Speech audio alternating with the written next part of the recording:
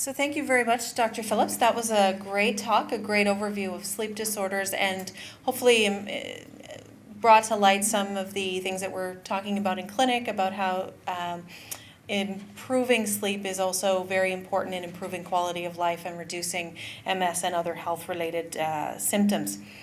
So next I'd like to introduce Dr. Terry Chisholm. She's a colleague of mine in the MS clinic, and we are very pleased to have her working directly on our team. She sees patients with us in the clinic a half day a week, and she did her psychiatry residency at Dalhousie University and a fellowship in consultation liaison psychiatry at Birmingham and Women's Hospital at Harvard University. She was the director of seniors mental health and also worked with Cancer Care Nova Scotia. She presently works with the consultation liaison psychiatry department at the Queen Elizabeth II Health Sciences Centre. Dr. Chisholm?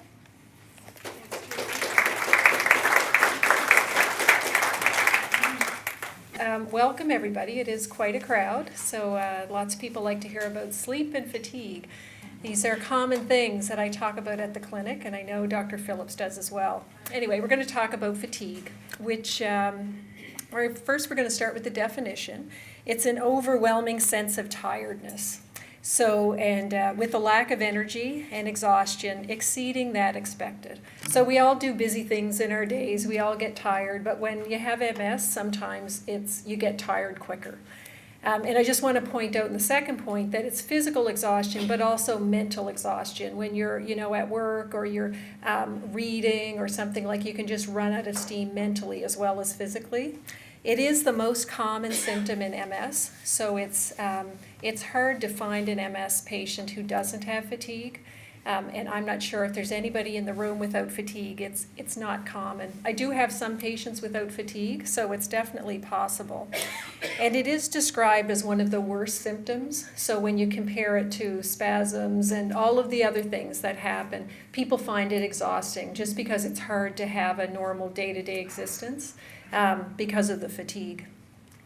Okay, the other important thing about fatigue is it's an important reason for disability, a reason to leave work and not be able to do the things that you like to be able to do. And that's all about the impact. So when you have fatigue, it affects every part of your life. So work is one of them, and that can be work in the workplace or work at home, making supper and doing things like that. Family life, your interactions, you used to like to go hiking with the family or do things with the kids. It's a bit harder, you lose your stamina. Social isolation, you're less likely to go out after you've done all your other responsibilities, so it can be a bit isolating in that way. And it can affect your activities of daily living. That's the technical term for the things we do every day, like cooking, cleaning, driving, and parenting.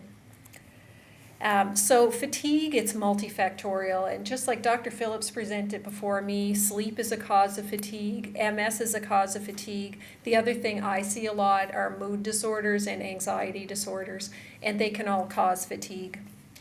So just like Dr. Phillips was saying, if you're fatigued, it can be the MS alone, but it can be other things. So it's useful to ask your doctor to look at a few things. We want to make sure you don't have anemia, that you don't have thyroid problems as well, which can complicate things. And fatigue can be primary or secondary. Primary means it's due to the MS. Secondary are all the other things we're talking about, like the sleep problems, like the medications you're on that can cause fatigue. And I'll talk just a little bit about that. Mostly I'm going to be talking about management strategies. Some of the questions that came in before, somebody asked about worsening of fatigue when you get hot. And one of the questions was, why is that? So this is a phenomena called Uthoff's phenomena in MS. So when you get hot, like when it's the summer, or if you're exercising and sweating, you can get fatigued more quickly. You can get all of the neurological symptoms of MS because of the heat. And nobody's exactly sure why. There's some suggestion that the heat might be slowing down the conduction in damaged nerves. So when the myelin isn't completely surrounding. So that's just a little bit about fatigue, and now we're going to talk more about management because I think that's what people are expecting. So what I want you to do first is just think about a typical day. And I just put a list here of things that we all do in our typical day. And I want you to look at the list and think about, where do you spend the most effort? Where do you put the most of your time? Okay? So from doing chores, from work, all of the things that are on the list. And I would point out that most people, whether they have MS or not, spend a lot of time on the top two things. So in work, if they're still going to work, it's important, and everybody keeps up a good social front at work and does all their work and wants to perform really well. But that work can be at home too. And I think chores are like work in that sense. So people have this sense of responsibility that they have to get all that stuff done. And then they have less time for their family, for getting out and taking care of themselves socially. Self-care, like people are doing showers, but maybe a little less often, not getting, to get their hair done as often. And then hobbies, fall way down the list. Do people sort of, yes, I can see nodded heads. And I find that like for people with MS, but for other people as well. So a lot of people, it's just part of our society in North America that we really value work and doing things and sort of being perfectionistic in what we do and doing the best job, but we don't really take good care of ourselves in the sense of, if you do exercise and build up your muscles a bit, that can be really good for your MS in the long term. Or if you take time for your hobbies, whether it's reading or playing music or painting, that those kind of things can really feed you in a way and provide you with energy as well. So part of my job is to help people take this list and twist it around a little bit and make some time for other things that are helpful and that feed you, so that you're not just working all the time. And so one thing I say is, how would you advise a friend or a child if you were looking at that list and you said to your child, what would you say? I want you to work as hard as you can and get the things, the top two things on the list done, and don't waste your time with those hobbies and exercise and stuff. That doesn't add anything to your life. Well, I hope you wouldn't give advice like that to other people. And so, part of what I try to work with people to do is say, let's give the right advice, take the right advice ourselves, and try to switch things up a bit. So we're going to talk about pacing. And first part of pacing is energy conservation. So we all know about water conservation, especially in the 70s. There were lots of ads on TV about, take a shorter shower or less bath, that kind of thing. So what we're trying to do is energy conservation. You've got so much to last you through the day, and we want to get the best impact from that. So it's sort of figuring out what you've got to do. And just like in that list I talked about, you've got work to do, you've got chores to do, but I think on that list, exercise and self-time should be there as well. And we want people to be realistic and not to take on too much, but to look at the list. And then things that can help are simplifying things in your work or environment. So for example, you can try to change the environment if you are at work or even at home, if you do the bills and things like that, just to try to make your desk more efficient. When you think about, if your desk is here and you've got all your papers over there and you have to run every time, just try to make things more efficient so that you're not working as much to be running around. Make sure the temperature is good, because we know if things get too hot and you're sitting near a computer and it's heating up, it's good to have some circulation there. It's good to be in good light, because we are straining to read papers and stuff like that. So things like that can all add to the picture and be helpful. And adaptive equipment, like using scooters and wheelchairs at times, just to help you. If you've got a long walk, you might not usually use a wheelchair or something to help you, but it might be helpful if it saves you some energy that you can use later in the day. And these are all things that an occupational therapist can help. So sometimes through the clinics, you go to see an occupational therapist. The next things are with physiotherapy. So learning things about how to work on your posture. It sounds like such a simple thing, but learning how to relax and change how your posture is, you use less energy for maintaining that posture. So, if you're doing things and you're always tilted over to the side because you're, I don't know, your sink is over here or something like that, then those things can be really hard and exhausting on your muscles. Okay.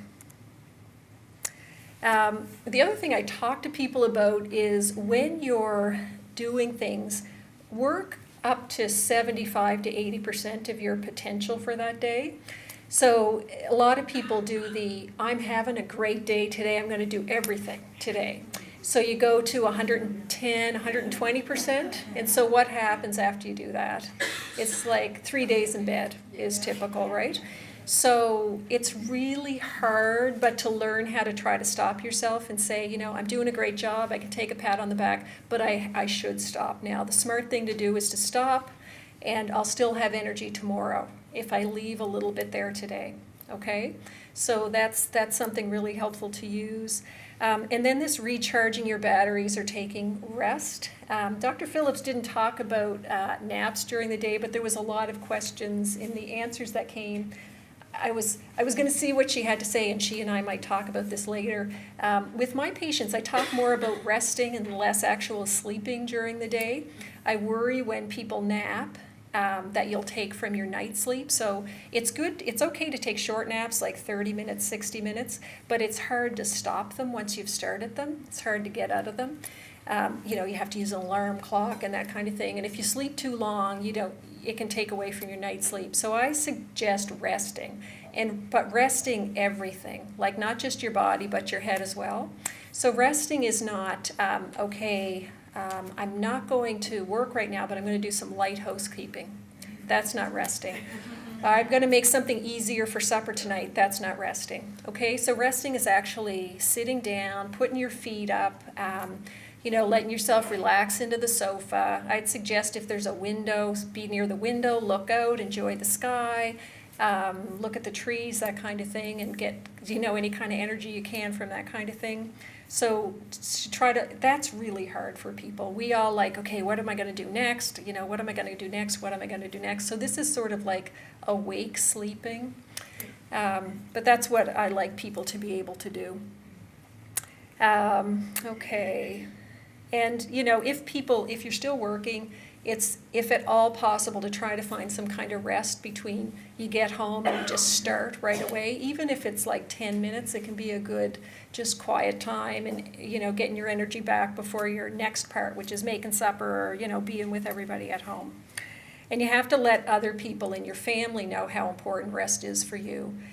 By letting them know, when I take that rest, I feel like I can go an extra hour in my day, just to help them understand why it's so important for you to recharge your battery. Okay, and Dr. Phillips has talked about sleep. I'm not going to spend a lot of time here, but I do work with people on just regular bedtime routine, trying to go to bed at the same time, get up at the same time the next morning. And just as a part of a healthy lifestyle, diet is really important. Remember, you're getting your energy from the food you eat, so that should help you inform the kind of foods you eat, because some of them are better in the long term for helping you keep your energy. And exercise. A lot of people aren't very excited about talking about exercise. And I know it's really hard when you have MS and you have fatigue. To think about, how am I going to add this into my day? But the studies show that if you can find time for exercise, then making your muscles a little bit stronger and making your endurance better. If you can do exercise, it means, when you walk and when you do different things, you can last longer. So exercise is good for that. So I do a lot of problem solving about how to put that in your day, how to make it fit, because in the long term, it is something that can be quite helpful. And again, when you're exercising, you have to be mindful of temperature because your body heats up. So having layers on, being able to pull things off if you're sweating, or just, when you're exercising, think about, I'm going to get heated up, so sort of dress for 5 degrees less than it is, if you know what I mean. Okay, and there's a video I recommend to my patients for exercise. It's on YouTube, and it's called 23 and a half hours. And it's not specifically for MS, but what the video is about, it says you can do whatever you want for 23 and a half hours a day. You can lay on the sofa, you can do anything, as long as you do a half an hour of exercise or movement a day. And the video is a lot about walking. And it just, in this video, it's 7 minutes long, and it just lists 100 reasons why it's good for you. It's good for your heart, it's good for depression, it's good for anxiety, it's good for, you know, how long you can walk, all those kind of things. So it's a nice video. So just in general, staying cool is important, having air conditioning if at all possible in the summer, wearing lightweight clothing. For exercise, some people like to go in the pool, and a pool is a good way to regulate your temperature when you're exercising because the water is usually a bit cooler. I was going to talk just a little bit about the kind of psychotherapy I would do, so I'm just going to touch a few things. Dr. Phillips has talked about cognitive behavioral therapy for sleep, so we also do cognitive behavioral therapy for other issues in MS. So one of the things I do is do behavioral strategies using cognitive behavioral therapy, and this is just a list of different things you do in your day. The IADLs are just activities of daily living that everybody does every day. You see work, relations, exercise, and leisure. And what I try to do with patients is figure out with them what they want to work on here. So we'll make a list of all these things, but we don't start them all at once. We just pick a few things and usually pick the easy ones to start with so you get to feel a sense of accomplishment, then you're ready to move on to the next one. So I find that helpful.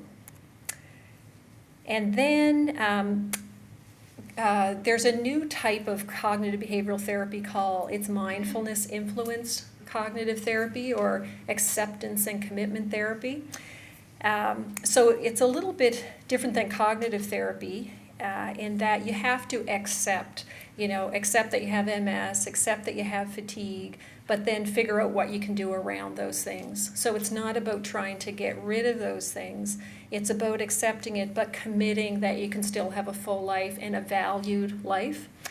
So instead of saying, I'm tired, I'm a failure, there's no use in even trying, I'm just going to give up, you could say, I'm tired, this sometimes happens, but I know what I want to do it. I'm going to try to do it tomorrow. If I can't do it tomorrow, I'm going to see where it fits in.